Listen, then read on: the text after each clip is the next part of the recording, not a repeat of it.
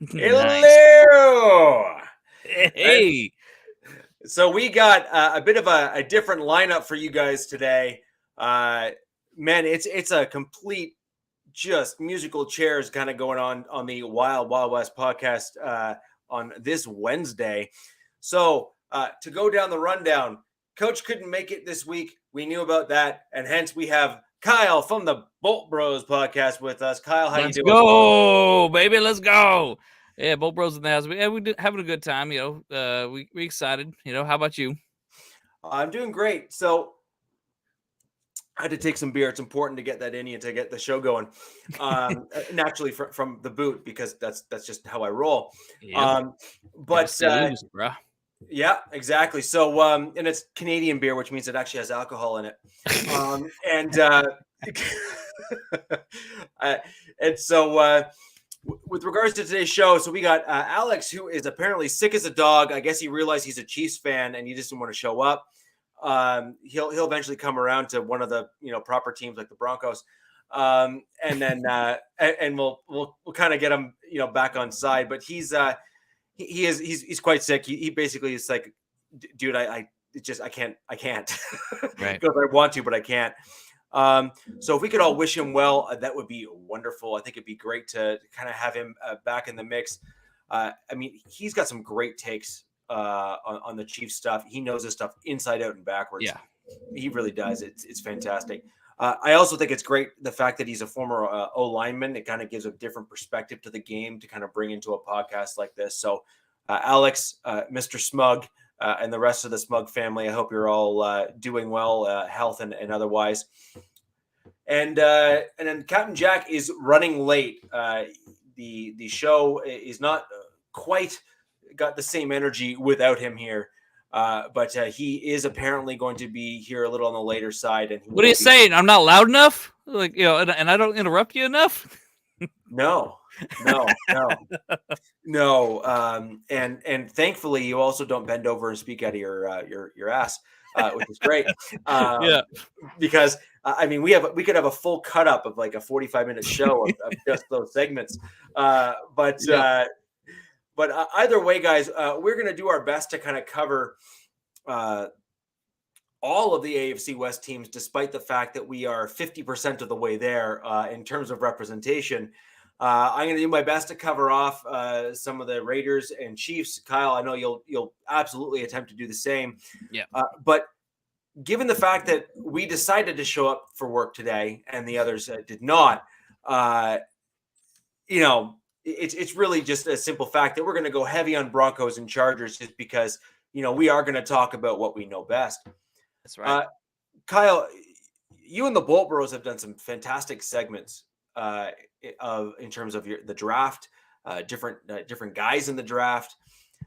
The one thing that I haven't seen you guys do, and this is kind of one of the general themes of today's show, is now that the draft is over, now that you've kind of got the UDFA rumors in terms of who you've signed and whatnot, do you think there's that one, magic bullet or position that you guys are missing on the Chargers that you really need to run out and fix now? Otherwise, you think there's a huge risk for the season? So in our undrafted, we picked up a lot of the players that we thought we needed in the actual draft. And it's like the really high caliber players there. And because of the draft, we didn't get any running backs or tight ends. And we really thought that, that was a major position of need for us at the moment. And we addressed it in the undrafted free agents and stuff.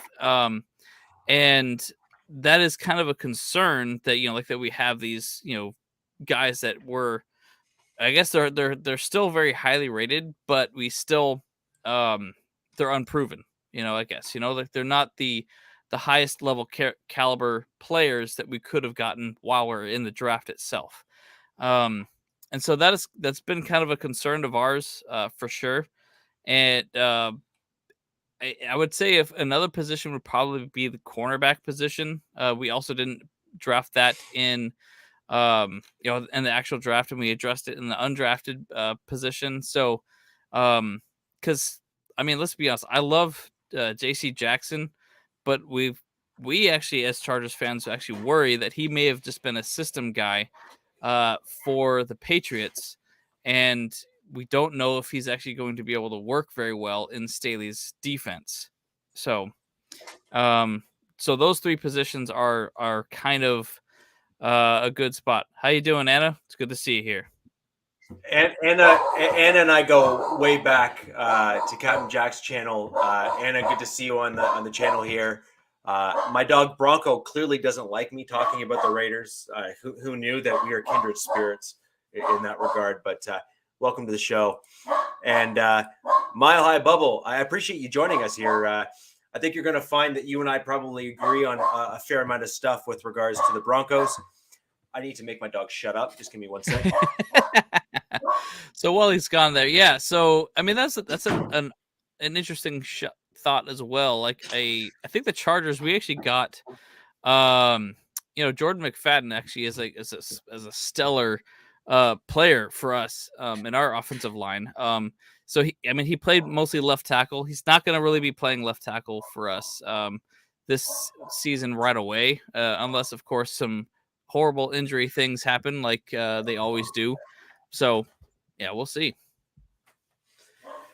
So you're basically thinking a couple. Are you thinking like running back may be a big position of need for your team? I'm not gonna lie, the Chargers have what I wish the Broncos had, and that is you have an offensive line that is actually pretty good, pretty decent, and more importantly, you have key depth pieces that were able to step in and fill in despite injuries.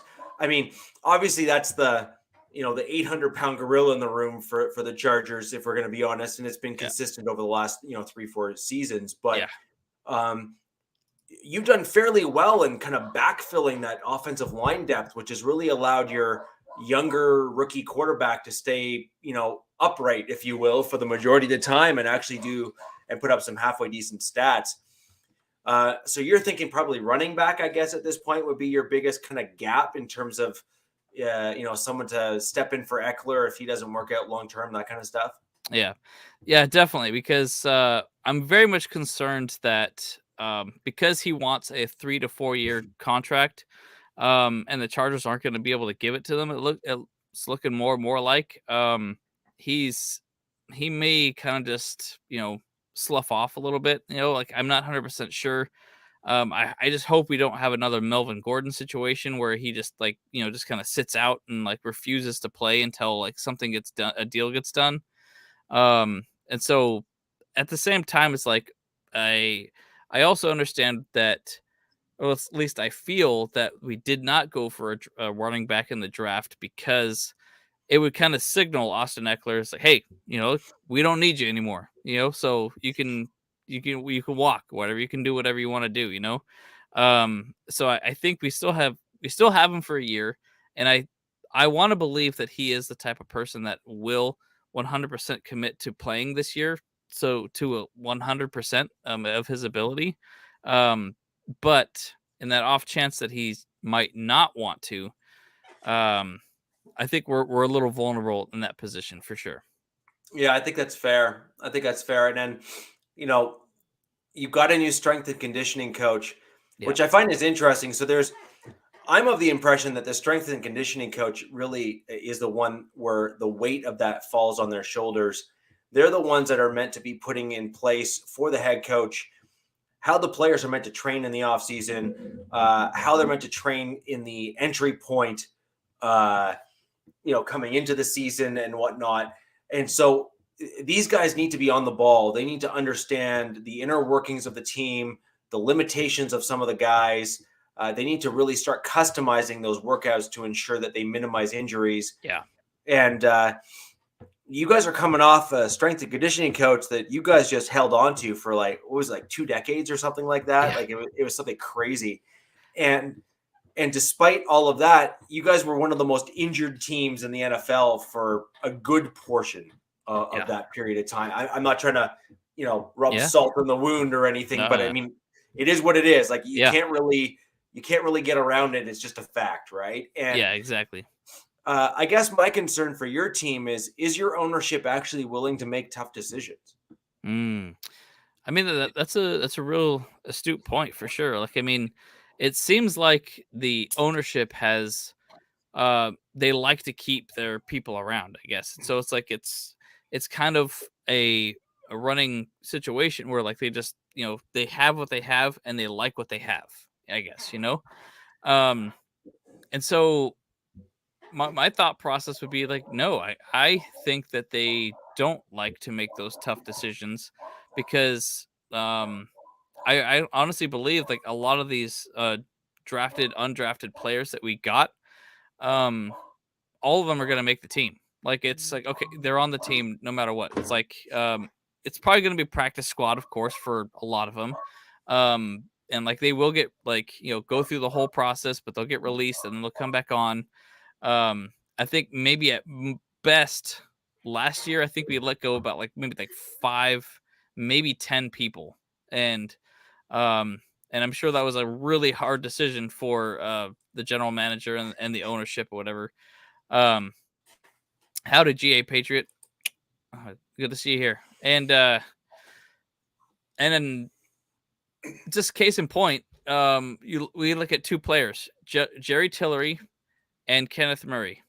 Both of them have not really produced their potential as first round draft picks, but we still had them like hanging around for easily 3 to 4 years. Like I think we actually finally got rid of Jerry Tillery after his fourth year in the middle of the year, like just last year. The Yeah, it was three, like three and a bit, right? Yeah, yeah, was it three and yeah, a bit? I'm not sure if it was or not. Yeah. So, but like, it seems like they just these guys should have been cut loose way earlier because they yeah. just performing on the field, and it seemingly just their head wasn't right or whatever. So it's like, if you're not producing on the field, I'm sorry, man, you got to go. Yeah, I agree. I agree. So I'm going to pivot over to the Broncos a little bit here, Yeah. and I mean, Mile High Bubble and I completely agree. I mean, if you have been a fan of me or the show for any period of time whatsoever, I mean, even your brother Andrew basically is like Rich is a line guy. Yeah. Like that, like that's how your brother Andrew described it. He's a line guy. And he's not wrong. I am a line guy, Right. and for example, I go back to when we had Trevor Simeon after the 2015 season, where we lost Osweiler, we lost Manning, and then we come back in and we have nothing but Trevor Simeon there. And my thing was, all right, well, he's a reasonable quarterback. He's not amazing, but he's not awful either. He's put up some pretty good, he did some pretty good things for us. Yeah. But the Broncos just let our O line, and this was all under Elway's tutelage as well. Like this, there's no one else to run and hide behind at that point. That's Yeah. like he was squarely in charge. And you just saw that key and core positions across the offensive line were just not addressed. Yeah. They just Definitely. weren't. And sadly, you're seeing that continue to take place all the way even till this year. I mean, for example, I'm going to kind of take to point out a few kind of key positions. And that is, all right, so we got Sean Payton, great head coach, certainly knows what he's doing, tight-lipped. You're seeing a little bit more, we'll call it professionalism out of the from the press conferences and out of the locker room and from the organization with him there. And so that's basically what you saw from the Saints, right? Yeah. Definitely. You didn't really hear a whole ton from them. It was just like, sit down, shut up, and go to work, right? Yep. Love it. Great. Do it. Problem is, what system is he going to run? Is he going to adapt his system to fit the players that we have on the roster? Mm-hmm. Or is he going to implement a system that he had with the Saints? This is a very, very important piece of information because I don't believe a good number of our players on our current roster actually fit Sean Payton's system. That's very true. Sean Payton likes to run a certain style of offensive system, and it's a little bit more power, a little less West Coast, kind of that I'm going to beat you up and then I'm going to basically just wear you down so hard that we're just going to just make you look silly near the end of the game, right? Right. And then he designs plays to get guys open and all kind of stuff. And I think that's a very, very important thing. GA Patriot, I'm gonna kind of play off your whole little Raiders rant. There is, I don't disagree. If I'm going to kind of play off of that, if I'll pivot over to the Raiders for a second as part of that same kind of discussion point, it's the same thing with your head coach when he was with the Patriots. He had an absolute offensive vision in terms of how and what he wanted to run. And he required a certain mold of player in order to run the thing. And that's why you keep on hearing that everyone's a cog. Well, they are. But so many people use that framework and that wording as a bad thing. It's not. Right? You have a team and you want to run it a certain way. You're looking for certain guys within specific skill sets with a certain football IQ and a willingness to learn and work hard and, et cetera, et cetera. That's not a bad thing. Right. You have a vision of what you're looking for, so go for it. And flipping back to the Broncos, we have not put enough focus on what I believe is the important position groups in today's NFL. I'm going to list those off super quick. One, the interior of your offensive line. Yeah. So that's guard, so left guard, center, and right guard. Guards and centers. Yep. Guards and centers are massively important in today's NFL. And that's in part because the next most important position groups in most NFL teams today is also on the defensive side of the ball, which is your defensive ends and your defensive tackles or nose tackles, depending on what defensive scheme you're running. Right. And you need to look no further than the last several Super Bowls, not just one or two. Like we're talking like 3 or 4 Super Bowls now. And you look at who the winners of those Super Bowls were. Even the Chiefs have at least. I had a frog in my throat there. But even when you look at the Chiefs, like the back end of their defense has not been great in many cases, but it's the interior of their defensive line or a combination of that kind of interior / edge of their defensive line has been, dare I say, exceptional in the playoffs. And that's what's kept them in the game. Yeah, absolutely. And so those are core and key positions. And then last but not least is the right tackle.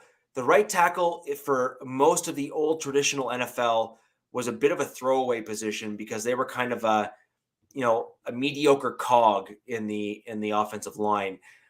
Those days are well and long gone. That right tackle is every bit as important as the left tackle on your team. Although I would argue in some cases the right tackle is sometimes even more important, simply because if you can shore up even from center to right tackle over, you can pretty much control portions of the game with that style of an offensive line. The Broncos just are nowhere near that. Right.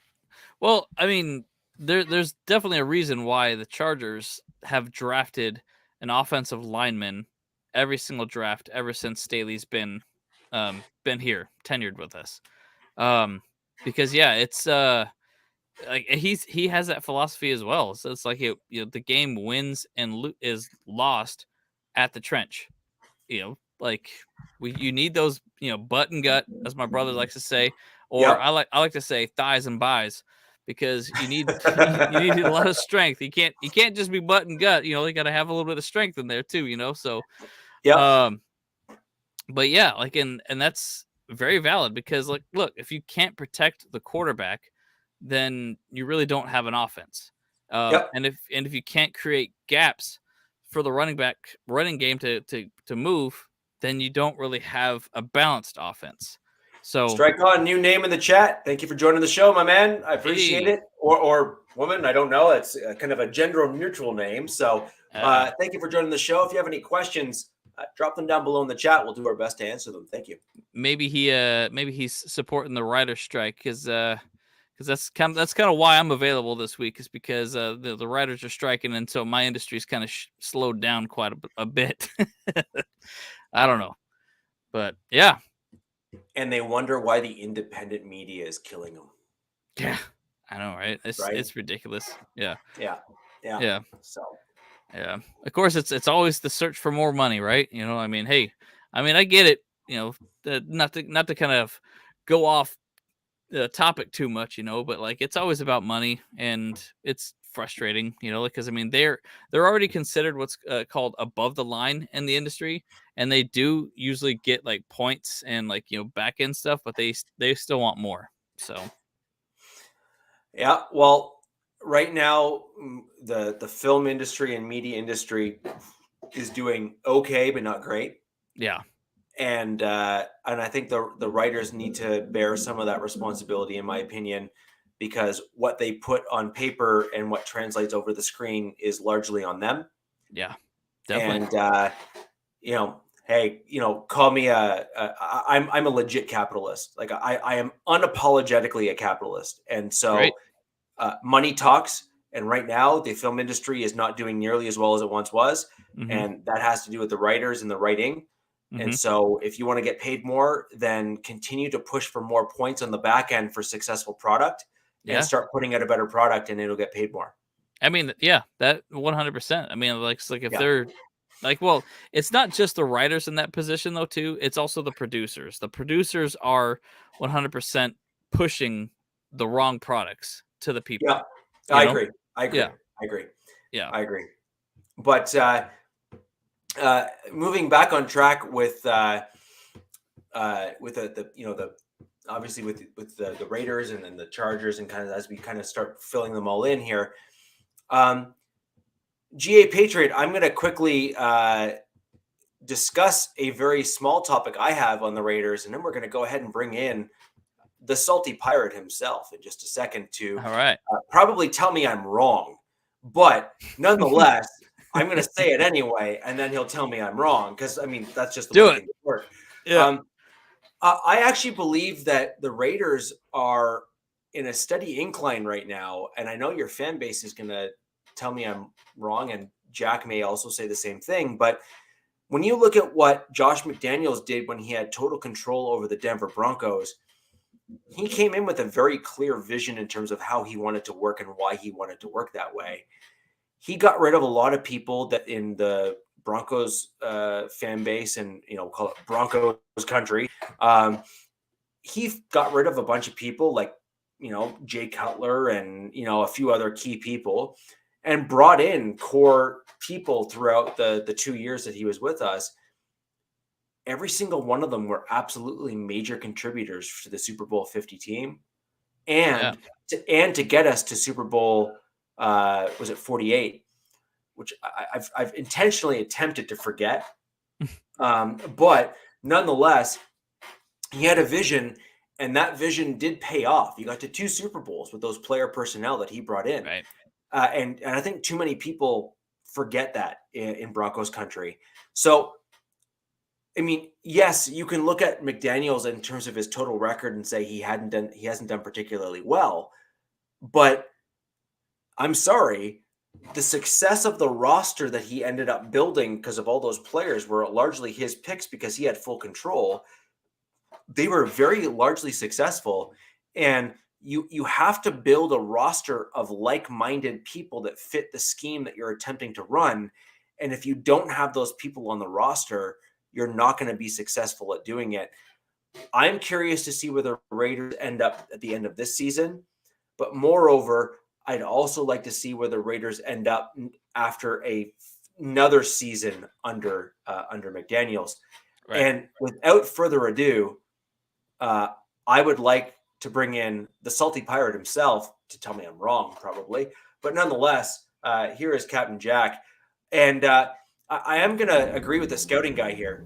Adam Peters was a core in our scouting department underneath, air quotes, John Elway. He was one of the head scouts, or one of the main guys in our scouting department that was responsible for a good portion of the direction under McDaniels. And it doesn't surprise me that someone has brought that up from within Broncos country, because he was a key cog in that room, and left after I think he realized that Elway was not going to make any major changes to how he did things. Welcome to the show, Jack. First off, yeah! I'm late. I'm fashionably late, and I apologize to all the people out there, but there was some court proceedings that I had to attend. Don't worry. Obviously, I escaped the lockup. So I beat the rap, shall we say. And I didn't even have Alex as my lawyer. I was, Well, it's a good thing you can't speak today anyway. Yeah. All kidding aside, but there was something I had to attend, and I'll let the folks know about it later on when we got there. By the way, Kyle, looking good. You awesome blue bastard. You. Appreciate it. I was wondering if you had to run in with the law, did they have to do a full cavity search on you or something? How you feeling? I'm surprised you're able to sit down. Yeah, no, it was okay. It's like the chick that they had was an Amazon. So if you're gonna do it, it's kind of like the Fletch line. Hey, you using all 5 fingers there, Doc?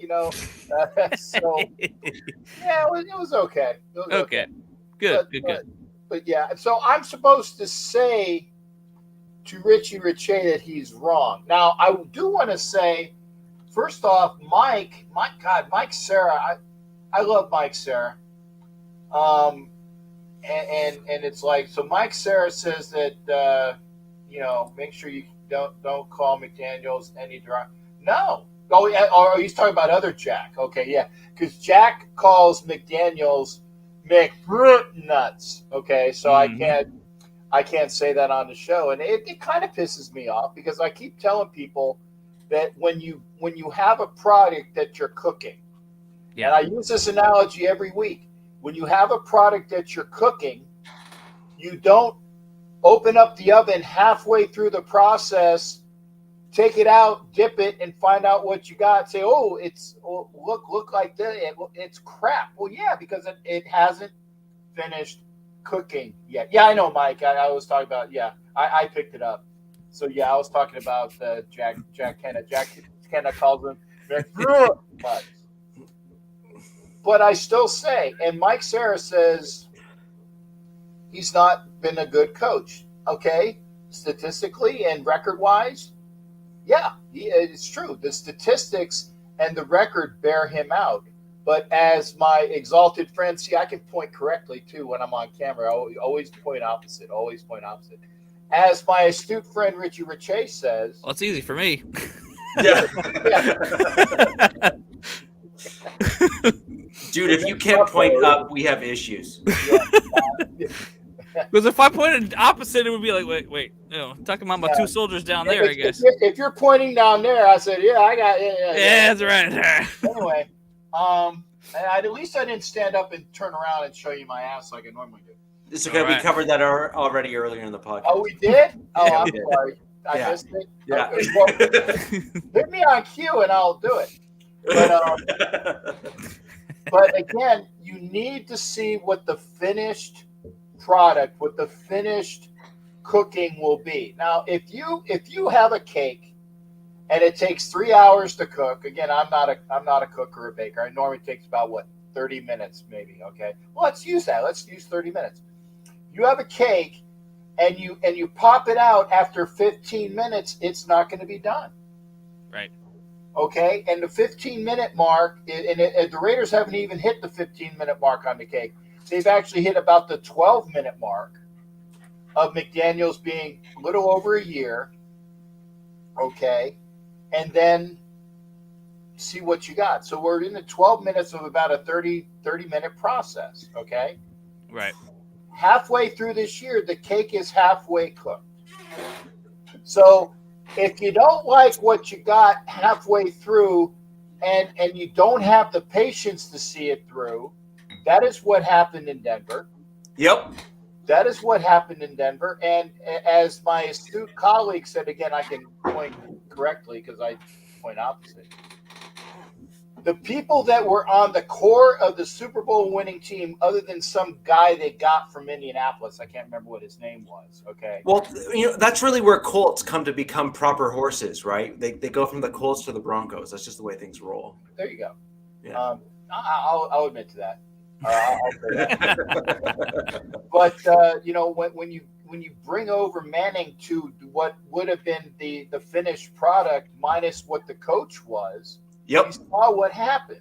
So McDaniels saw and people get really pissy at me when I tell them, is that the Raiders' record when they went to the playoffs, they were again, all of those games were kind of smoke and mirrors. We were I can't remember what we were. We were like 10-6 when we went to the playoffs, I think, right?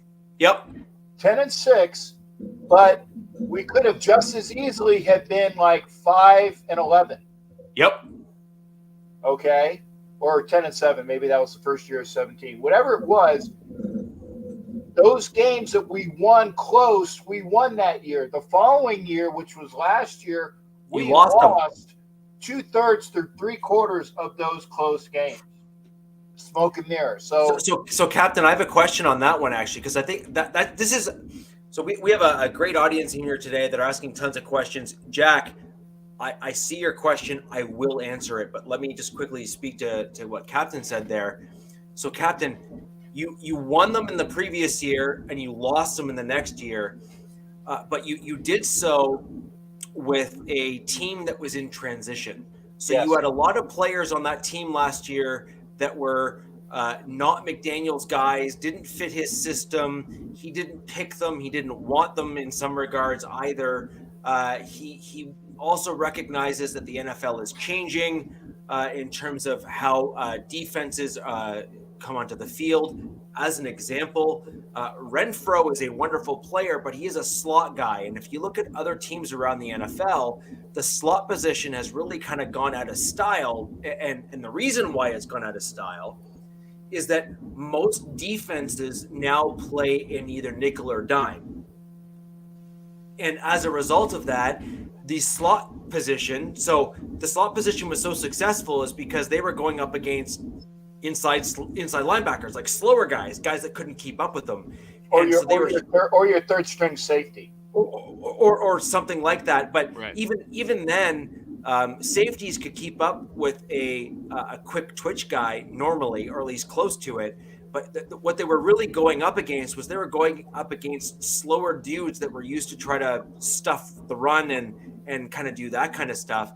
Mm-hmm. And so that's where you ended up with your Wes Welkers and the Amendolas and guys like that.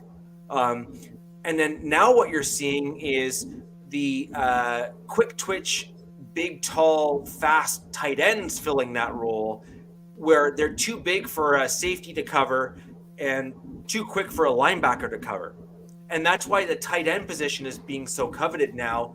And on top of that, you're also seeing guys run things like 4 tight end sets or overload in wide receivers and go 4 wideouts because they're combating the defenses that the defensive coordinators like Vic Fangio has kind of shown why you need to play that way because it works. So now the offensive coordinators are kind of playing off the yin to the yang to try to overpower kind of where the defensive schemes are going. This is the classic cat and mouse game in the NFL. Classic. Or dog if you have one in there as well. Cat, mouse, and dog. I guess it's at Richie's house because he went on mute. Yep. But while he's getting the dog to quit barking, I would say again, the Raiders, and it was many of the same people last year that were on the roster the year prior when they were 10-7. It was many of the same people, but it was a turning over of the roster, turning over of the lawns. Manning fit right in. Yeah. Owner named Bowen who helped him. Thank you. Yeah. Bowen did. I'll give him that. But I mean, this is the raking of the lawn, getting all the old crap and The lawn. old growth has got to go, and then the new growth has got to then be kind of Right. the seeds have to be sown, and yep. So this was last year was year one, and I defy anybody. I mean, Jack Kenna, love you, brother, but shut the up about certain things. Okay. Let me see what we got at the end of year 3. Okay. Let me see what we got at the end of year 3. Right. And it'll be his guy. So if they buy in, and if the players, by the way, and I said this before, the draft that we had, I didn't have to worry about there was no head scratching picks for the Raiders. None of them were head scratchers. Before it'd be like, man, why did we do that? Like Cleve Farrell, okay, or this guy or that guy. Yeah, Jonathan, those guys are gone. Okay, They're gone. No head scratchers, quality guys, and we used our picks. We moved up to get the guys that we wanted. We moved up to get O'Connell. We moved up to get Mayer. We moved up to get the cornerback from Maryland. Okay, great play. They moved the sticks, and they moved amongst the draft with the commodities they had. And yeah, I said that I think we won the draft last week. Again, you don't really know for another 3 years or so, but I think with what we got, no head scratching picks, and with the UDFAs that we picked up, because again, we did not draft a single offensive lineman in the draft, but we got two friggin' towers, because you can't teach size. Yeah. You can't teach speed. Yeah. But you can cultivate the knowledge that a big guy or a fast guy can have. We got two mountains that one of them is probably going to slide in at guard. And the other one might be that other tackle, or at least a good swing tackle. You can't teach that, but you can cultivate that, right? I agree. Yeah, absolutely. So I love the draft. And again, let McDaniels cook, okay? I know Anna. Love Anna. Anna hates him too. Anna hates McDaniels, and I love Anna. But Anna doesn't like McDaniels either. Jack doesn't like McDaniels. Everybody don't like McDaniels. I'm just saying, let the guy cook. Yeah. So I guess what my comment is coming from the Broncos, and there's literally, I got the scouting guy who I believe he and I are pretty much in lockstep in terms of most of our general comments, and like I'm in rare company when it comes to the Broncos, it seems, which is you're never going to win at the NFL if you don't build up your lines, because your quarterback's going to get killed. You're not going to, and sorry, I also want to add a little piece to that as well. You also need to know what you want to run. So, for example, McDaniels has a very clear vision in terms of the offensive scheme that he wants to run. He is then going to go out and target offensive linemen and, offensive players and certain position groups to say, yes, you fit what I want to do. Okay? It's literally that simple. This is not a complicated thing. If you're running a West Coast offense, then you go get West Coast, leaning offensive linemen who can shift and move and do the things. If you want to run a power, then you get the really strong dudes. For example, Captain, you have a guy named Tane Moody. Oh yeah, the big boost of a guard. That guard will literally pick a guy up off the ground, throw him backwards, and laugh about it. Okay. Yeah, exactly. Mongo kill people. Exactly, and he fits that power style system. Now, funnily enough, he fits a Sean Payton system, and the Broncos couldn't secure him. They let him go back to the Raiders. That is ridiculous to me. Yeah. Right? And so this is the problem, which is you have to get guys that fit your system. If you're going to run a power, then get guys that run power. If you're going to run a West Coast or some variation of that, get a guy that fits the system. And for example, as we're kind of talking about guys that either fit or don't fit, or positions that we've kind of neglected, we went out and got a guy that comes from a West Coast style kind of Green Bay / Seattle system in the Seattle center. who doesn't really fit what we need to do. If it were me and we're going to run a Peyton system, which I would assume we are, then you would want to go out and get a guy who is used to a run-heavy style system that needs to power guys off the ball. And someone like a Ben Jones would be a reasonable option, in my opinion, from the Titans, who is used to run blocking, who is used to powering guys off the ball, who may not be a perfect fit, but he's better than the dude from Seattle. And so this is the problem that we run in with the Broncos, is that John Elway and our current GM and the current regime, they're not getting guys into our team that fit the coaches and the direction that the team is going in. It makes no sense. And the Chargers have done the exact opposite. They've gone out and got guys in.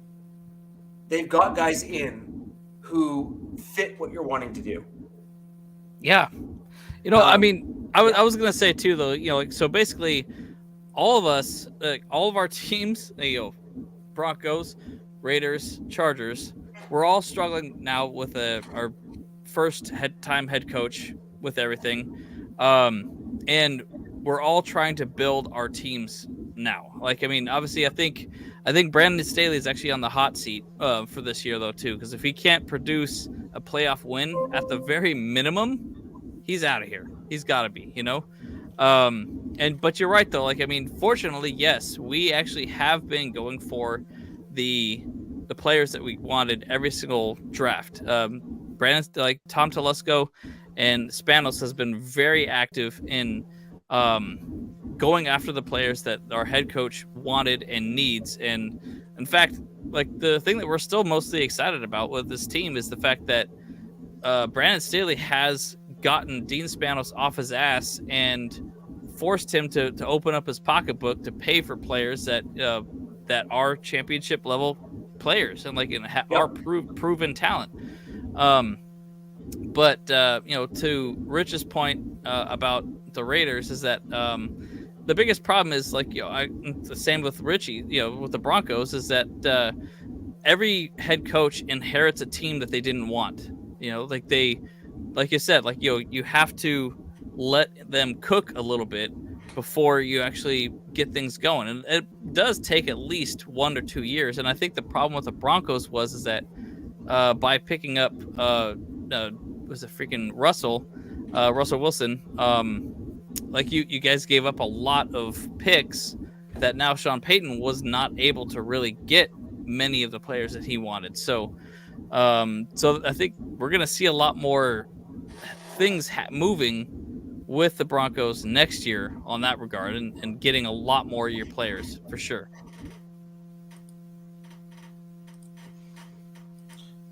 No, I agree. And this is the problem when you have an ownership that is not willing to let a head coach. Yeah. This is also a problem when you have an ownership group that is not willing to either agree or allow a vision to proceed. And then the other problem with this is that here's an example. So the Broncos haven't really done well since 2015. Let's just call a duck a duck. So at this point here, if you've gone that long without doing well, most normal people would say it's time to change. Yeah. Hey, well, let's if you want to call ducks a duck, the Chargers haven't won a championship since 1963, the AFL championship. So not even a freaking Super Bowl or an NFL one, So it's hey, there's a lot of change that needs to happen with the Chargers all the time. And I'm first to admit a lot of times that the Chargers have not had a very winning history. And hey, it sucks, but hey, I'm here. They're my team. You know what I'm saying? I got the memories with it. I like the fan base. I like the people that I like. So we're trying to catch up to you guys. We need every one of y'all's got three championships. We got none. So we got to make it happen one of these days, and that's the hope that I keep alive, Yep. And I give you credit for the fact that when I showed the picture of the traveling showcase of the Chargers Super Bowl trophies, oh, it was great. And you gave like either a golf clap or a ha ha, but and it's the way it is. Like I said, people don't realize. Yes, the Chargers do have an AFL championship, so they are not championshiplessness. Or yeah, we got at least something. Yeah. It's just a long time ago. Yeah. And I'm not sure too many of the fan bases were still around when that happened. I mean, were you able to watch, because the Raiders got an AFL championship as well, right? Yeah, because we were the champions for Super Bowl II. Oh, nice. Yeah. Or technically, I apologize because that's not true. The AFL NFL championship. Yes. Game, yeah. Number 2. Yeah, it wasn't actually Super Bowl, but it was Super Bowl till 3. Right. Yeah. We were AFL champions, so I mean, it's there.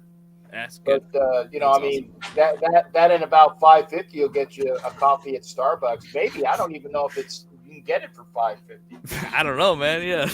You might need about 10. Yeah. And so I mean, but basically the reason why I brought that up though is the fact is because because I was even watching an interview recently where Keenan Allen was on the show with Emmanuel Acho, and they were talking about it's like, why can the Chargers just not get there? And realistically, and Keenan Allen even just said, I don't know.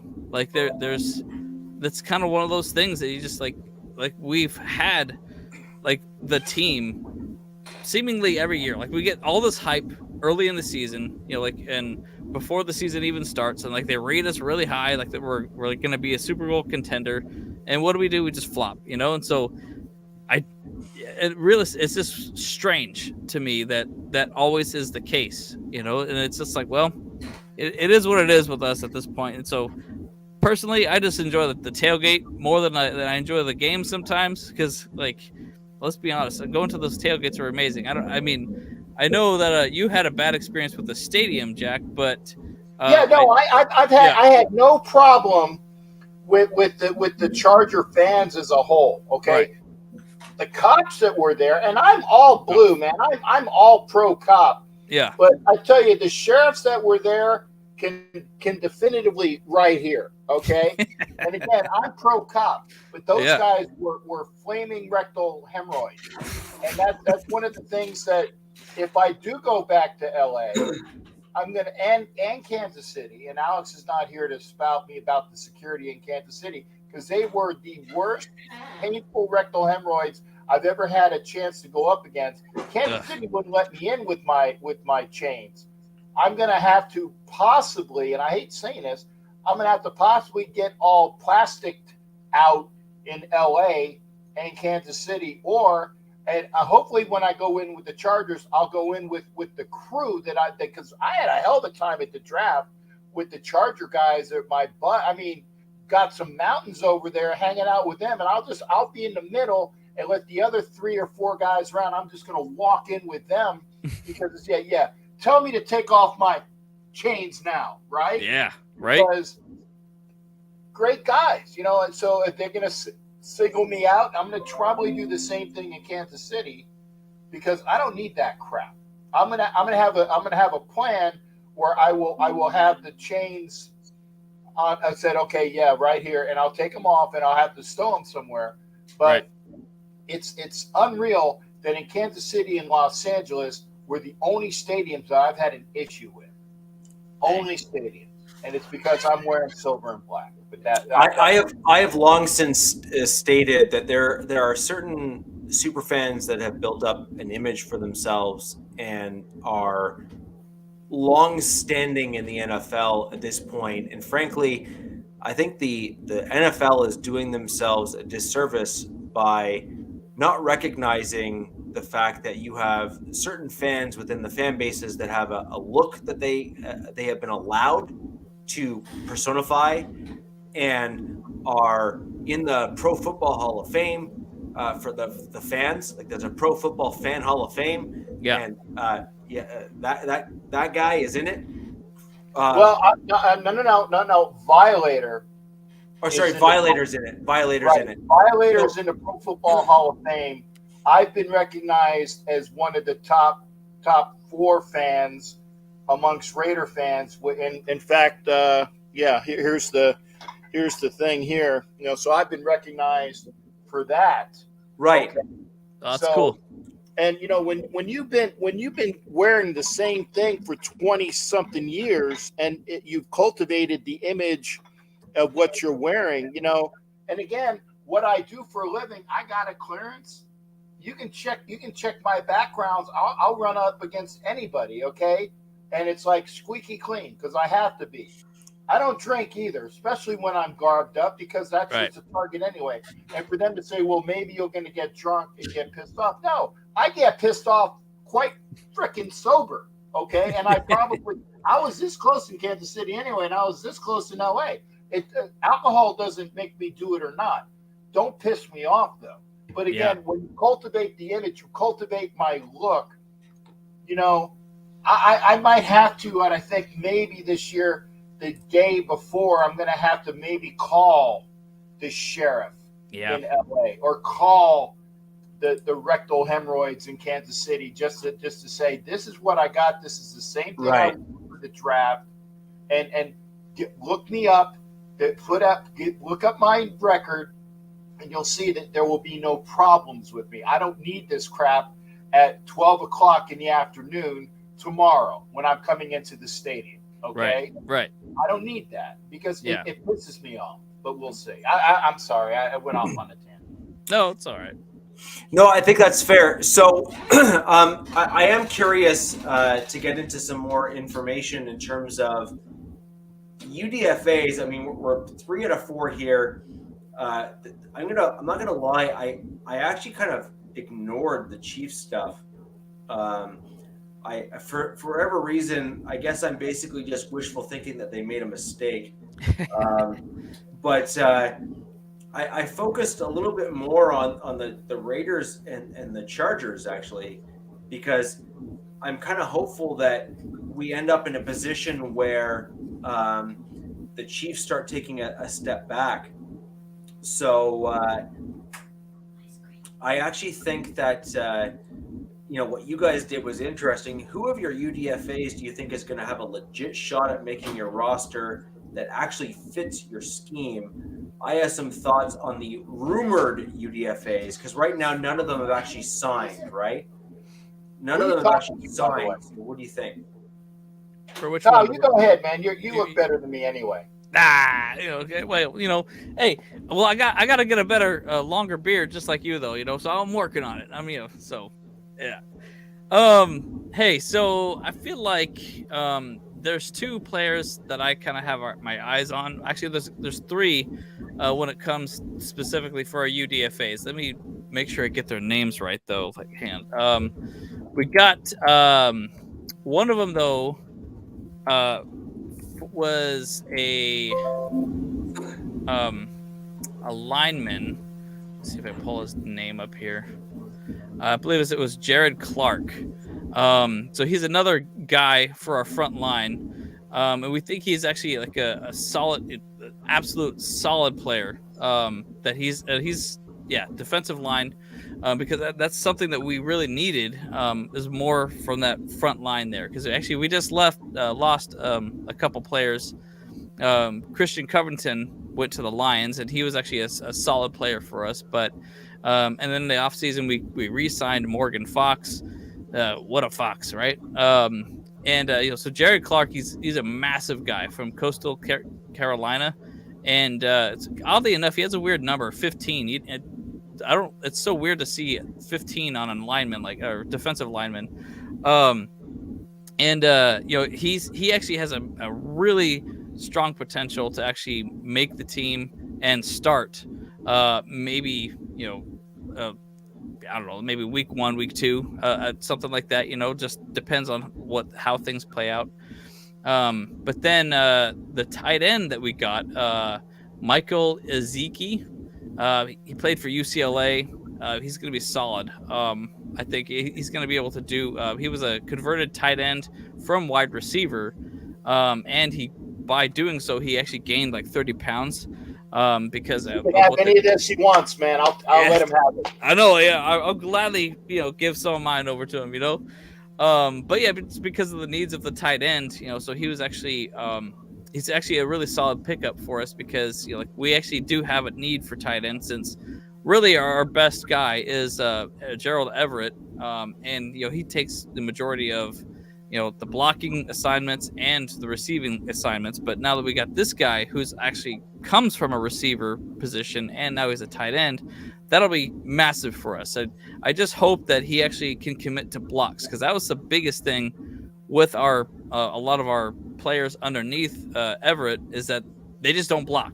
Like they literally get out there and they just they're just trying to tickle the edge rushers and stuff like that. It's like, dude, you can't be doing that. These guys, you got to commit to the block, get up in their face and just freaking and do something, But then the other person, actually, there's a couple people that I really like, but the other person that I really like for our here it is, the pickup for undrafted free agents is Elijah Dotson. Elijah Doolittle? Doolittle? No, Elijah Doolittle. That's My Fair Lady. My Fair Lady. That's one of the greatest. That's one of the greatest. Yeah. I heard Elijah and Do. I'm like, you picked up Elijah Doolittle? The Rhine and spine lies mindly on the plain. No. The rain in Spain lies mainly in the plain. Nice. You got it. By Jove, I think she's got it. No, it's Dotson. Elijah Dotson. Yeah, so pretty close. But who knows? He might actually turn out to be a Doolittle if he if he doesn't turn out too well, But he's got pretty much the exact same size as Austin Eckler, and he did quite a bit there in Northern Colorado State, and he's a big guy, and he's got a lot of size. His name isn't Pickering, is it? Pickering? No, it's that was a My Fair Lady reference as well. Sorry. That was specifically thrown over to Captain. Oh, I caught it. I was just wiping my eyes. Yeah, sorry. I guess I haven't seen that movie, so sorry guys. I can't join in the reference on that one. It's early '60s. You're gonna have to go back. Oh, yeah, man. I struggle. I struggle with classic cinema. Yeah. It is in color. So okay, well, it's good. Yeah. But yeah, so those are the three players that actually I'm actually pretty excited for. I mean, there's a couple other. There's a Pookie Wilson. He's that one's it's a funny name, but he actually has a lot of ability. You have to start asking questions when parents name their kids Pookie. Yeah, that's a real. They're either going to be an athlete or they're going to be in lockup in Chino. Yeah, exactly. It's like maybe he changed his name to Pookie or something like that. It's like because there's that. I think there is a movie where there is a guy named Pookie, and I just can't remember. Think of it though. It's probably like one of those Don't Be a Menace to South Central, whatever kind of. the compendium. Of Yeah. So one of those kind of movies. Like there has to have been a Pookie character in there, so maybe you just named him after that. But Avatar. One of my favorite movies is Oklahoma. Where the wind comes sweeping down the plain, Oklahoma. Yeah. So I mean, cool. I'm not even from that generation, but I grew up on all that kind of stuff, and so one of my favorite movies is Oklahoma, and that's like legit old school, like musical style stuff. But I know show tunes, and I don't want to hear any guff about guys who know show tunes, because everybody knows I get a decent amount of tail, and the tail has splits in it.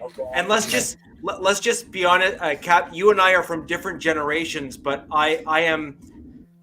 We'll just say that I am older. I am younger than you think I am, but I certainly have knowledge of things that are from a generation that are well before my own. Yeah.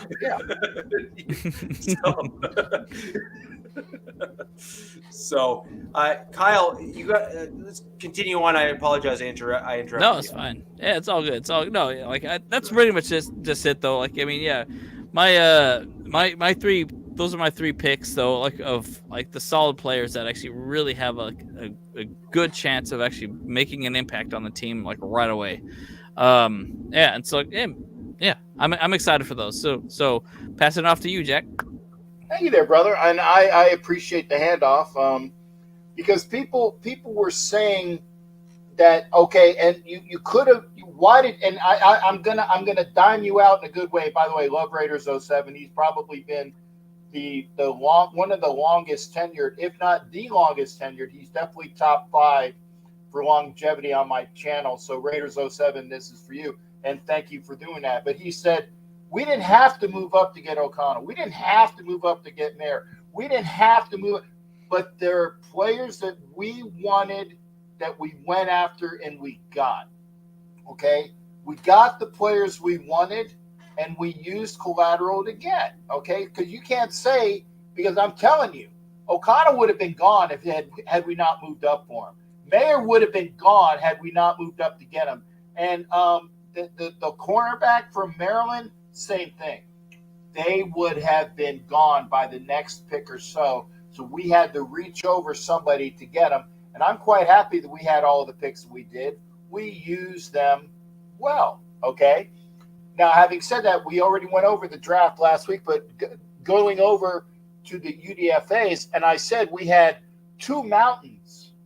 You know, there's the Sierra Madres and the McClendon Curtises, who's the OG from UT Chattanooga, who might be a starter at guard by the season's end. Adult Wagner is the big kid out of Arkansas who's just stupid big. You know, he reminds me of Jeff Zimmerman and Jeff Zimmerman played for the Cowboys, and I had to go up against him when I played high school ball. And Jeff was just, I'm sorry, Jeff. Jeff was just a big, dumb, oafy guy who he pushed you to get you out of the way. He played for the Cowboys. He played for Florida. He played for the Cowboys. And I had to go up against him in high school. Needless to say, he kicked my ass, okay?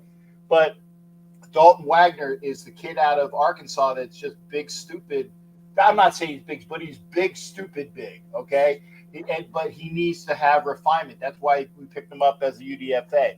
We picked up an extra edge rusher out of Oklahoma State, who I heard good things about. But the other thing is that we didn't draft any linebackers. Well, we picked one up out of NC State, Drake Thomas, who had some really good numbers on him. So we actually did get a linebacker. We actually did draft Bernie, kid out of Florida, I know a lot about, who's that tweener safety linebacker mold, like we did last year with Diablo, who was injured for most of the year. But that we're building that is one of those things that a lot of people on the draft on all the teams have. They have that safety linebacker tweener that they're using a lot because they can cover like a safety, it can hit and tackle like a linebacker, and they cover the linebacker. That's a new position, okay? And it's one of your linebackers usually needs to be that. So we picked that up with Bernie, and we'll see if Thomas is like a straight up linebacker. Which sorry, Captain, hold on that one. Your safety linebacker hybrid. Yes, so, sir. For all of your fans from your channel that are coming over here that are making comments in the chat about how much they hate McDaniels and they hate Ziegler and they hate the direction your team is going. So does that not? So let's just call a duck in terms of what you're seeing there. Does that in and of itself not show that there is at least a vision? Yeah. Of a long-term goal for your team to say, we need to keep up with the rest of them out there, and therefore we are going to go after and target a guy that fits blah, insert, here. To me, this is what I don't understand is your team has done, in my opinion, very well between draft and UDFAs. Right. I'm sorry, it's a fact. No, I love your sorry.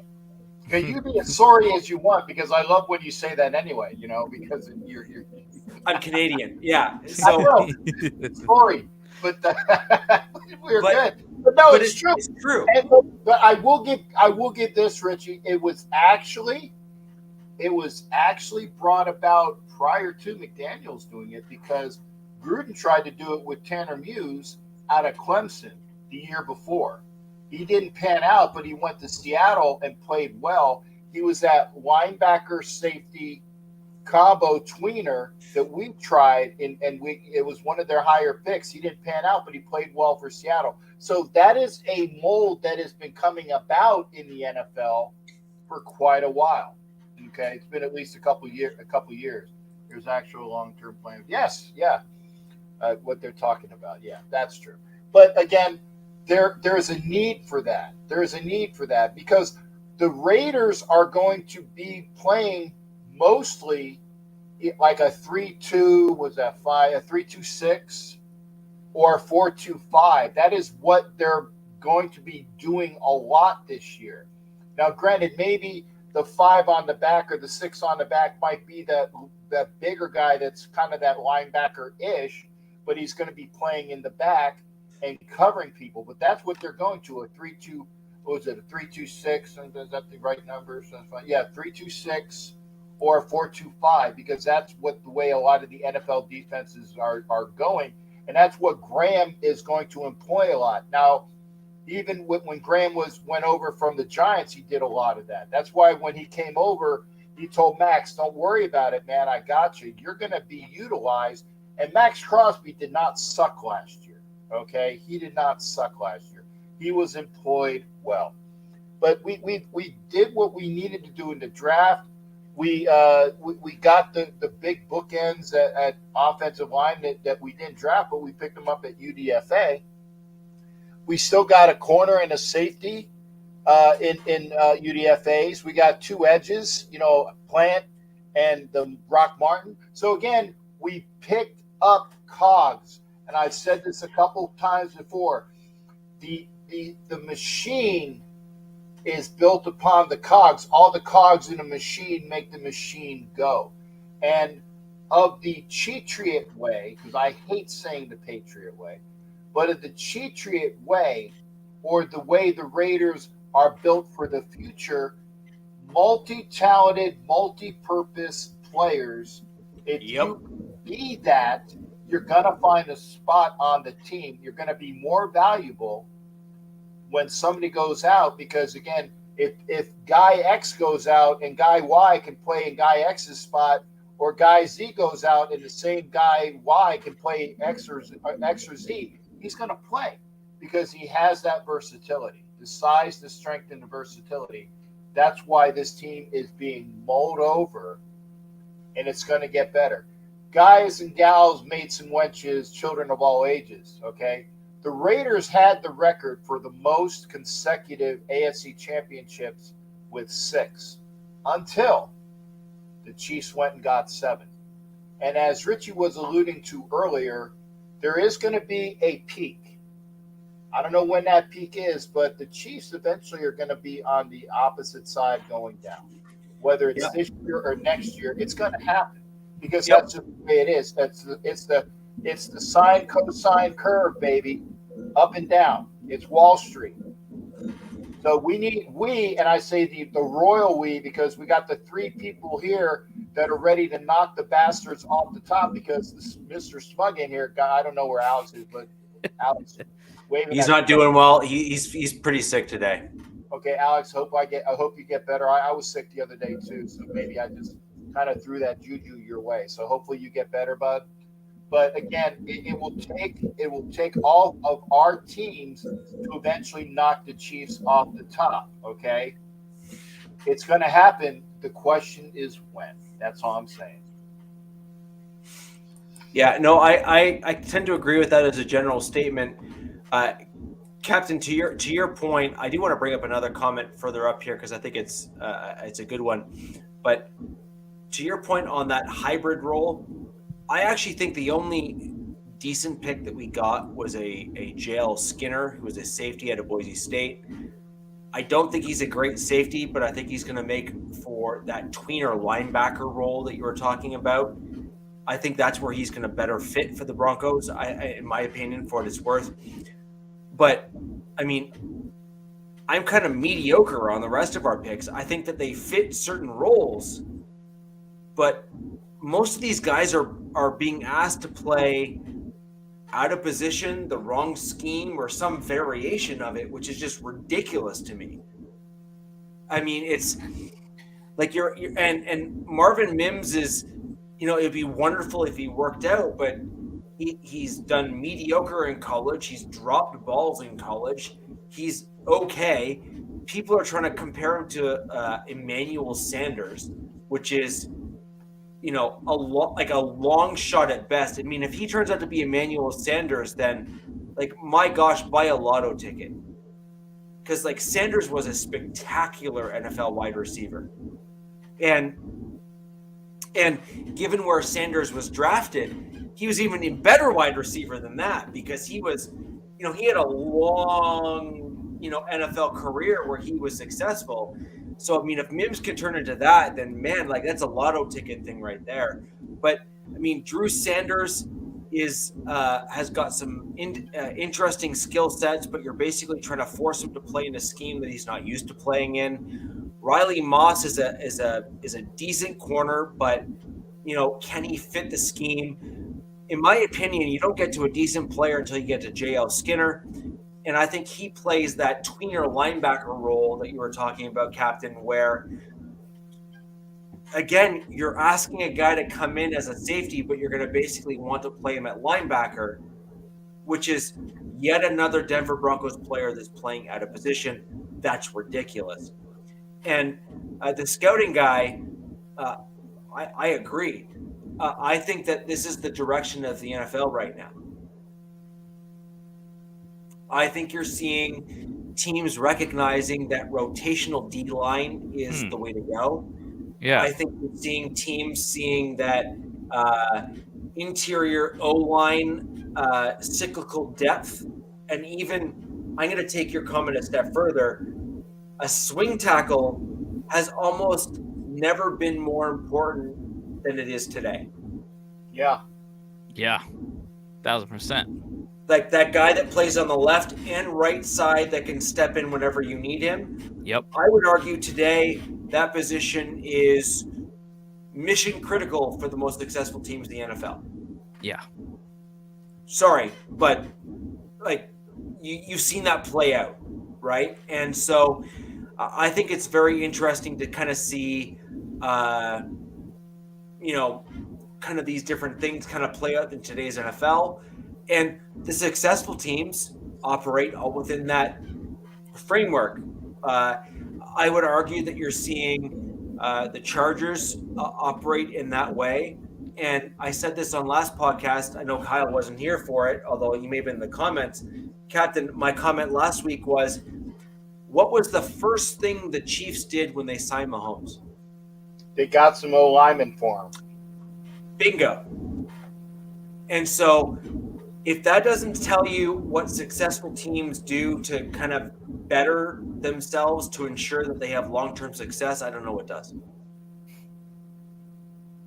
Yeah, definitely. I mean, yeah, the Chargers did that.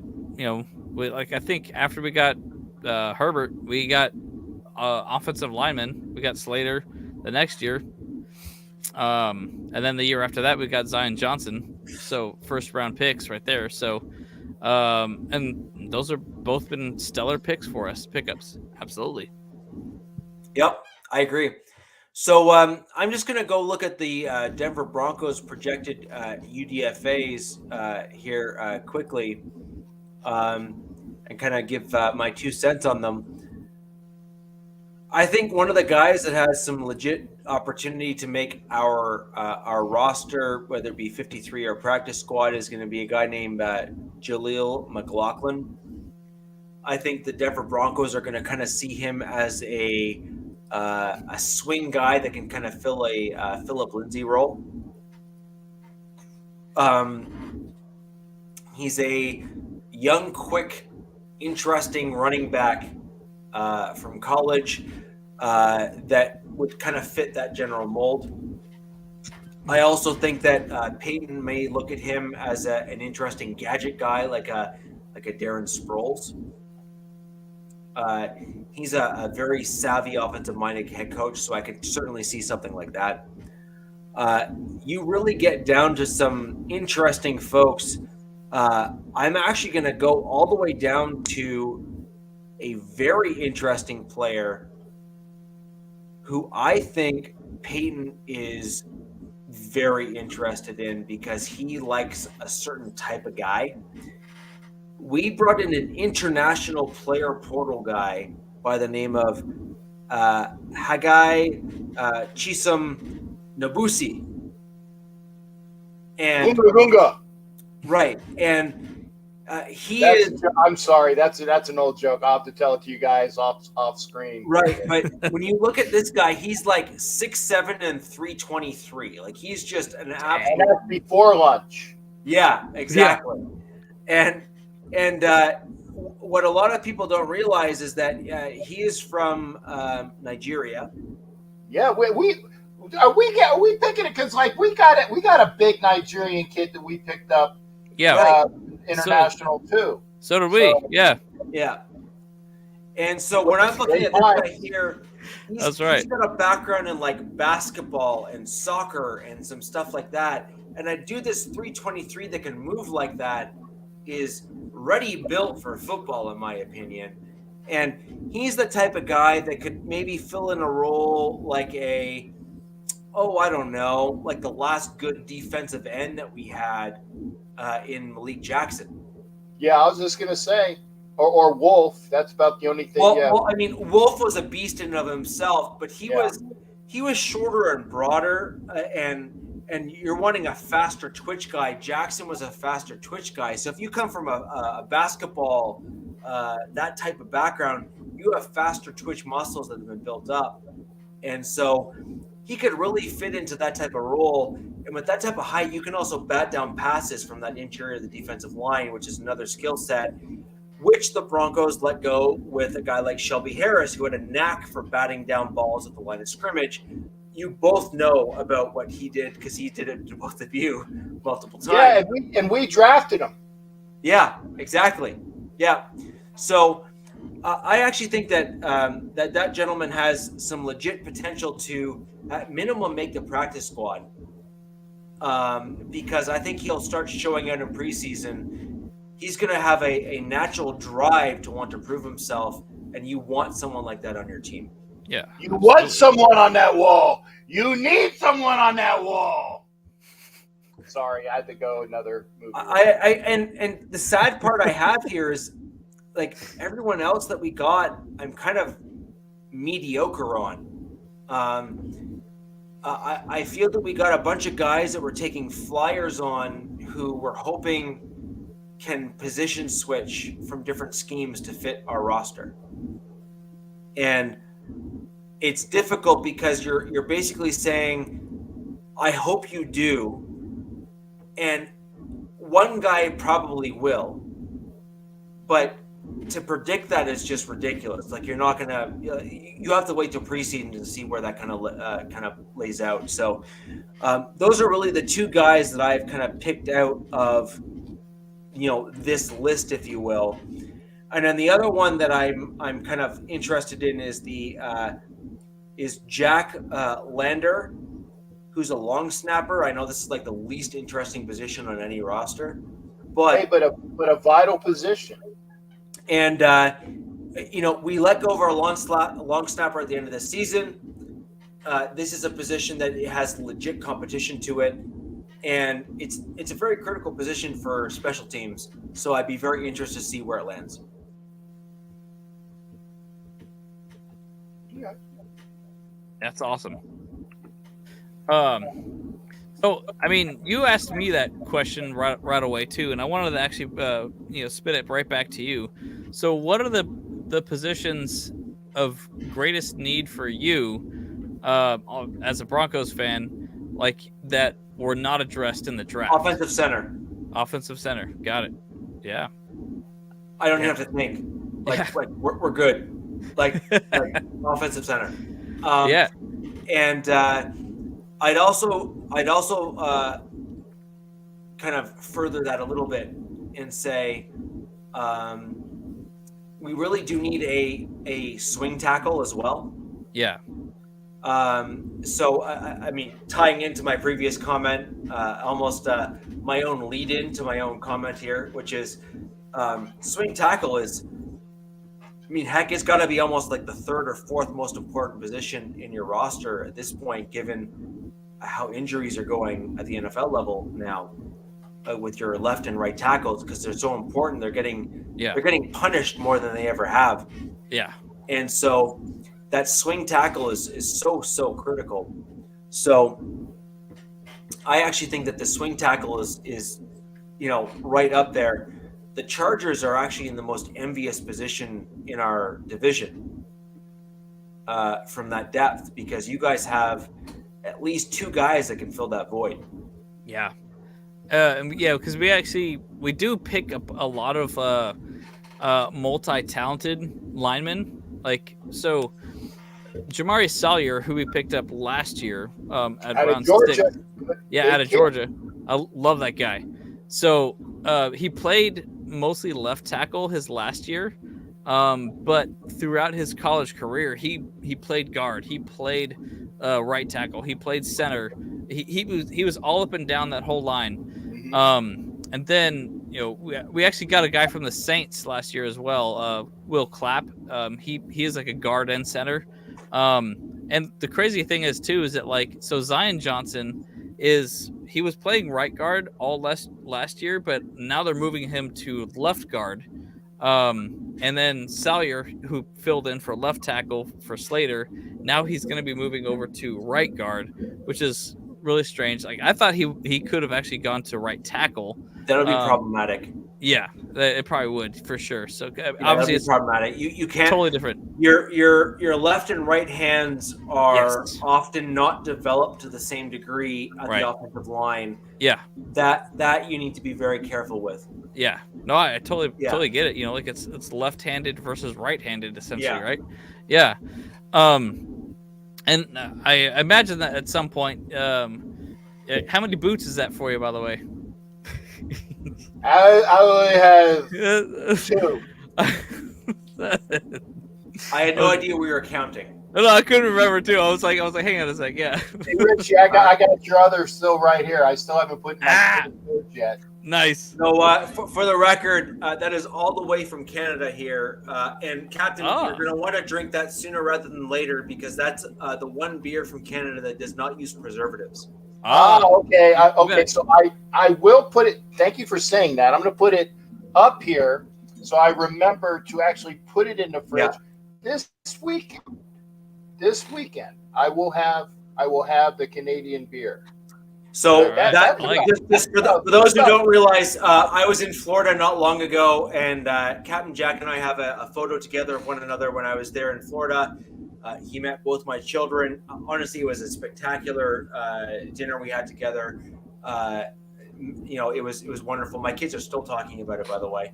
That's awesome. And so that was in a good way. I'm not on. Yes. Yeah, I'm not on no pedophile type charge. No. My kids are still talking about just like how much they love the Raiders guy, even though he was a Raiders fan. And I rub off on people in a good way. I think it was great, but I think you should just stop while you're ahead there, Jack. Stop while I'm behind. I get it. Yeah. But that is I actually brought Jack 2 Canadian boozy elements. One of them is a maple whiskey here from Ontario. It is honestly, that stuff is like amazing. I don't think you understand. Like, it is ridiculous. I'm saving it for the season, Richie. I'm saving it for the season. I will put the beer in the fridge, though. I'll put the beer in the fridge. That stuff is ridiculous. And then that beer is from a local area here from Ontario, or from Canada's capital in Ottawa, called Bose. It's a lug tread beer, which is the name of it. One of my favorite beers of all time, but my friends call it the pirate beer because it comes in a 700 milliliter bottle, which is quite large. It's almost like I don't even know what the ounces are, but it's a one of those like large kind of water bottles that you guys get from the store. And what's 600 milliliters? It's a big bottle. Alcohol. It's a big bottle. Yeah, it's a big bottle. 5.2 alcohol. Ooh, that's gonna knock me on my ass. You know I don't drink that much. 600 milliliters. That's 20 ounces. Yeah, it's like almost like it's like 20.3 ounces basically. Yeah. So that's a pretty big bottle of beer. Yeah, that's pretty big. I'd say. I think normally, bottles just normally come in like 12. So it's a half of 40. So. Is that actually considered maybe a pint? About a little bit more than a pint, then probably. Yeah. So, anyways, that's my buddies call that my pirate beer. So I thought it was very fitting that I gave it to Jack. Nice. I like that. Well, cool. I appreciate it, my man. Hey. That's fantastic. So next time you if you ever come out to Arizona where my brothers are at and stuff like that, and I'll have to come out there with them and stuff, so then we can hang out too. Look, I've already said Arizona's on my hit list. Yeah. And I am the most pro-American Canadian you will meet. I don't think you understand. Citizenship already, okay? Yeah, like at this point here, I may as well be gifted an American citizenship. I am the most pro-American Canadian you will ever meet. I live by your American Constitution for all intents and purposes. That's awesome. It's literally that simple. Yeah. So, actually, it's too bad that Andrew wasn't able to make it tonight. Actually, because he did a cruise just recently where he went from LA and he went to Vancouver, and he had to just stay there for a couple of days. And when he was there, he was sad to see that there is a whole massive population of homelessness there in Vancouver. Welcome to Canada. Yeah, and he was saying it was like people were explaining it's chalked up to the universal basic income situation that they got there, where everyone's getting like $1,500 a month just for living or something, and I was like, dang, that's horrible. Like it's just like, oh, okay, I got my basic needs. Yeah, at the risk of going political, we'll just say that. La la la la la la la la la. Let's not even. I disagree with the current Canadian federal government, and we'll just leave it there. All right, that's the nice way. Yeah, let's back to football, right? Sorry, I think every single time I've opened my mouth, I think I go on tangents. Like, so I chalk it up to my ADHD. I think though, it's just like. How about those dolphins? Yeah, hey, how about them dolphins? I get. There's another movie. Hey, I'll just keep throwing movie references out there just to gloss things over. There you go. Laces out, buddy. Laces out. Ooh. Different movie, but it's a good idea. Same team. Well, I was continuing with the Dolphins theme. Finkel and Einhorn. I got you. Finkel and Einhorn. Finkel is Einhorn. Einhorn is a man. Well, and here's the sad part about that is that my natural reaction after I hear that is the Austin Powers reference of trying to pull off the woman's hair. Oh, yeah. She's a man, baby. Yeah. Didn't he punched an old lady? Was that what it was? He was bam. Oh, I'm sorry, Basil. I didn't know. It's like that's my mother. I swear she looks like a man. That's me, Mom. She looks a bit mannish. You gotta admit. Oh, jeez. Oh, boy. Well. Anyway. Anyhow. Yeah, so guys, big button gut. So we got a lot of guys up front. Yeah. So it sounds like the Chargers have kind of gone a bit of a mixed bag in the UDFAs in your draft, and you're pretty happy with some of the guys you picked up. The Raiders picked up a lot of solid guys as UDFAs. A lot of cogs, baby. A lot of cogs. Yeah. And some starter, like I said, when you go back to Mayer's going to be that starting tight end. The kid from Maryland is probably going to be one of the starting cornerbacks sooner, if not later. And then Wilson is going to be used in packages where might not be the starter, but he's going to definitely take some time to make Chandler Jones that much better. Captain, I had a question for you to kind of go into. Just give me 1 sec. I'm going to step away from the camera, but tell the audience, when you compare your UDFAs to your draft, where do you think they kind of stack up, and who do you think is going to make the roster from one versus the other? I have a funny feeling you're going to have several UDFAs make your roster over some of your draft picks. No kidding. I'm curious as to your thoughts on that. That's a tease. Kyle, you wanna take that first, or let's see? I mean, you can. I mean, because I cheated. I actually put my list up. I actually got the list up here. Yeah, smart. I didn't come very prepared for the test, so I didn't study last night. So, partner, I got the crib notes right before the class. Okay, right? Hey, that's how I always handle this kind of stuff. You know, just like, all right, I'll just go in. Yeah. I'll say, I mean, of all the picks that we got, though, like I feel like the one who's not going to really do anything for the team is Max Dugan, our quarterback, that we picked in the 7th round. We obviously needed a third quarterback because, I mean, hell, look what happened with the Niners. Like, I mean, they went through their entire roster of quarterbacks within 1 year. And they almost even had freaking the running back play. Yeah, McCaffrey was going to be their emergency quarterback. Right. So it's like, holy moly, like, so you got to have 3 quarterbacks. But let's just say, like, I'm pretty sure that he's not going to, like, have any snaps really on the team.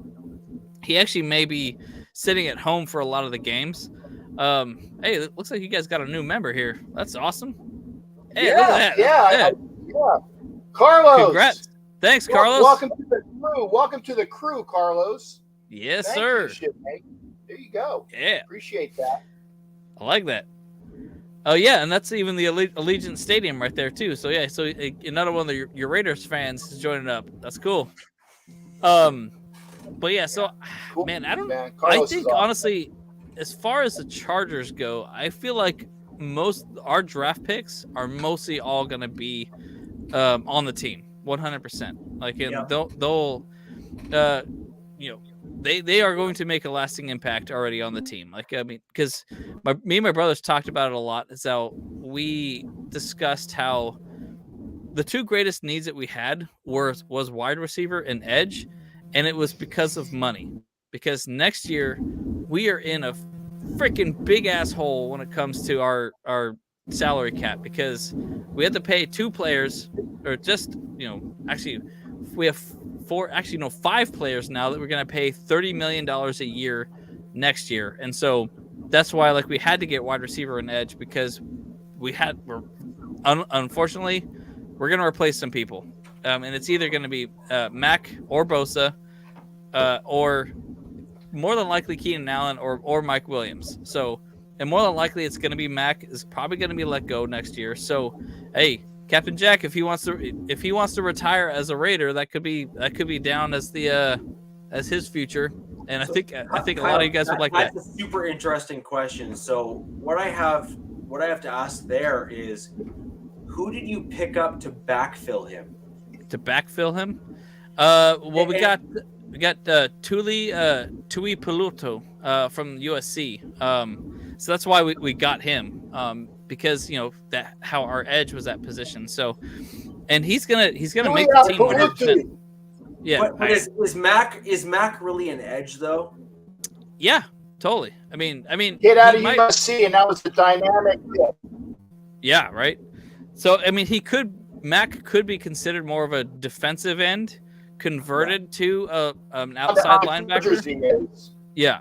But that was and that was the exact same thing with Joey Bosa, though. He started as a defensive end as well, but then converted to outside linebacker. So, and that, I guess that's kind of why they're so, like, I guess, good for that position, because they're massive guys. They're both, like, super strong and super big. and they got all kinds of like arm movements and whatever that they needed to use. So, but and I think even then, I'm terrible at his last name. I'm sorry. He's I know also it's great. I yeah. love it. And he was a also a defensive end too, so they'll convert him to edge as well, outside linebacker. But yeah, but basically, so I started to answer that question because Jack would want to wait for you to come back into the room, I imagine. But yeah, and so yeah, I think realistically, all of our drafted players are going to make it, except for quarterback Max Duggan, as far as people that are going to be making an impact on the team right away. I would agree with the Chargers, with your assessment of the Chargers. I think your guys are. I think all of your picks except for Duggan are going to make the roster. Yeah. I think Dugan's going to be slid onto the practice squad. Yeah. Although I would not be surprised if Duggan shows out in preseason, the Chargers could swap, or they could carry a third quarterback to save him, and then might take Sabo, and then do a swap in the middle of the season to get Duggan on the practice squad and kind of go that route. So I could see something like that. But if Duggan really does progress, I mean truly progresses, I could totally see the Chargers keeping him on the 53 and getting rid of your backup.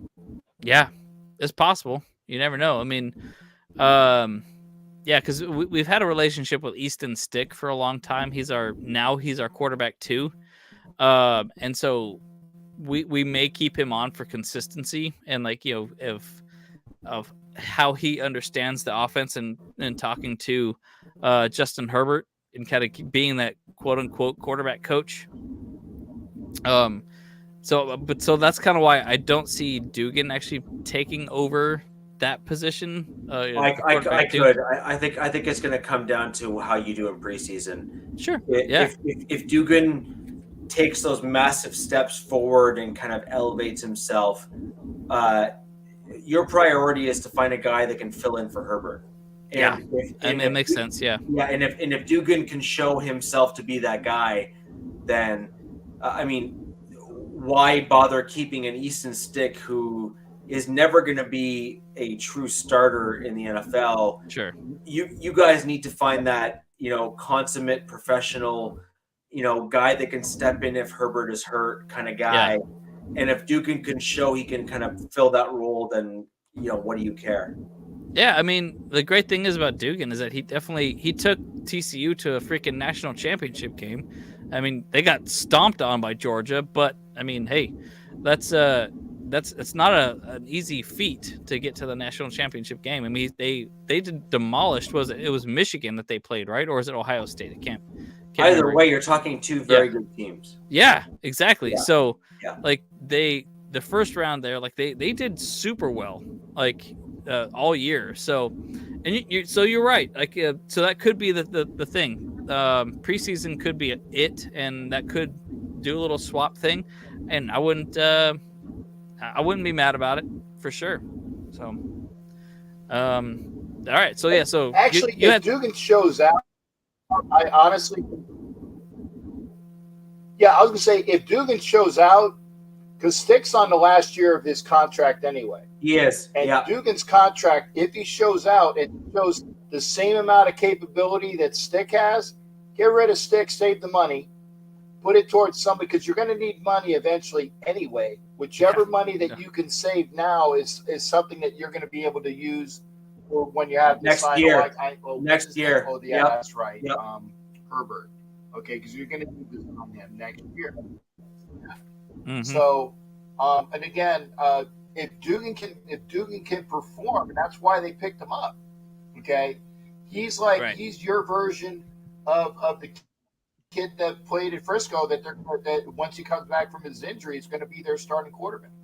Right. Mr. Irrelevant is not Mr. Irrelevant when he can take you. And if he had been playing in that playoff game, God knows what could have happened. It could have been another rematch of Niners Chiefs. We don't know that. Yeah, but we'll very see. well could have, for sure. But yeah, I think Duke would be a good player for it as well. I would never want to overstep on your bounds, but you tell me when you're ready. Go for it. Yeah. So I'm just throwing it off to you now. Okay. Thank you, sir. I'm looking at our draft pick, and 1 second, I gotta answer this real quick. Looking at the draft picks, and I see that the only people that I can, I can't even really see. I think maybe because Wilson's going to make it, Mayer's going to make it. I think Young, the kid out of Bama, he's definitely going to make it. Tucker, the kid that runs a 4.29, yeah, at wide receiver. Bennett, the cornerback. O'Connell is going to make it. Is going to make it. Smith, the safety out of Georgia, he might be practice squatted. He has all, but he's small. They might want to put him on a weight program. Bernie, I think, will make it. The kid out of Arizona State that they knew about because of the coaches from Arizona State, he might be a practice squad guy. He was that 7th round. But as far as the UDFAs, I really see that one, the guard, Curtis, is definitely going to make the team. Definitely going to make the team.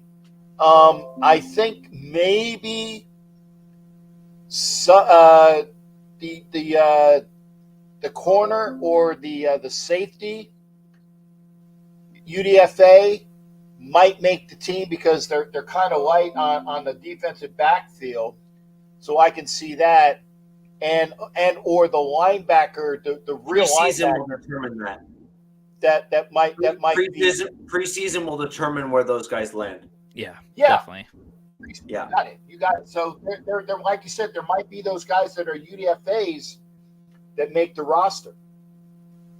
I agree, and I like that. Georgia says combine our rosters for one season and be. Hey, the Eagles and the Steelers did it during the war. They were the Steagles, and they had a decent team, during World War II. So yeah, it can be done. So Yeah. I still maintain that our issue with the Broncos is that we drafted a bunch of guys that don't fit our current head coach's systems. We have a bunch of UDFAs that are good but not spectacular. And I think that what we need as the Denver Broncos is a clear vision going forward. I think that what we're going to end up with at the end of this season is a team that looks better, like truly better. But I think that we're going to end up not like continuing on the same route that we've done the last several years. I think we're going to see, mediocrity. And I think that we're going to end up picking very high again. And I think that that's where we're going to start to be able to rebuild our team. We're going to start getting guys that can actually backfill, key offensive line spots, key defensive line spots, that kind of stuff. And that's what our team really needs. And if we don't get out of this rut that we're in right now of free agent guys that don't fit the system or draft picks that don't fit our system, we're done. Like I see us in a downward spiral to the bottom of the league until our ownership, pulls their head out of the rear end. And we've already been going down that road. We didn't pick high this year, but that's only because we decided to trade our pick to make ourselves look better. Right? And so I think at the end of this season, we're going to be picking top 4, top 5, top 6, whatever, top 10, unless we adapt our system to fit the players and continue to move forward. I feel like, though, someone here said that. Edward. He said, and I agree with him here. Is like I think you're gonna see a whole different Russell this year. Yeah, I mean, because now he's got Sean Payton, and apparently that was the whole reason why he wanted out of Seattle, is that he wanted Pete Carroll to be gone and he wanted Sean Payton to be in, and so the ownership was like, nah, screw you, and so they sent him to you guys, and now he's got Sean Payton there in Denver. I think he's going to show up a lot different. I mean, you're not going to see the looks from the other players that seemed like. Because you're saying he's a diva. He may yeah. I mean, I could definitely say he's a diva. So, I mean, because like I was looking at like there was that meme I've seen all last year that Melvin Gordon was like looking at him while Russell was on the bench, and like there's all these different captions. It was just like it was basically saying like, oh, they paid $50 million a year for this guy, because he was like wasn't doing anything. But I feel like Russell now he's got what he wants. Like now we might actually see him cook. I mean, there was some flashes. I mean, obviously he beat the Chargers that last game of the year. And there's definitely flashes of greatness with Russell. So I know he's still got an arm, and his legs aren't quite as reliable as they used to be anymore, but he's still got all the talent. And so like I do think that he's gonna be like a whole new animal this year, because now he's playing with the kids he wants to now. So that's basically my comment. Yeah, absolutely. But I mean, he can kind of take a little bit out of the rule book from what's his name, Patrick Mahomes, and scramble a little bit more and just get away, extend the play a little bit. In order to do that, you require an offensive line that fits the system you're playing in. True.